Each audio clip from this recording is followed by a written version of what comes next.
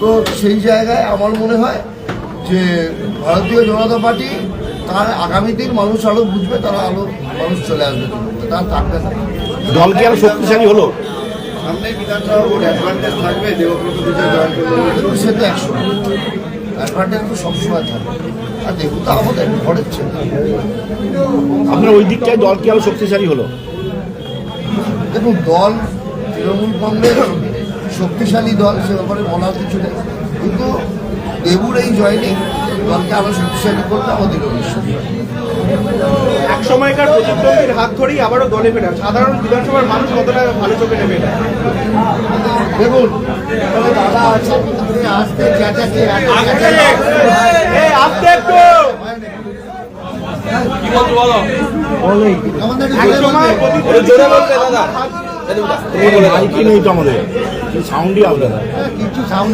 একসময় আপনার প্রতিদ্বন্দ্বী ছিল, আজকে আপনার হাত ধরেই আবারও দলে ফিরছে, বিধানসভার মানুষ কেমন চোখে নেবে?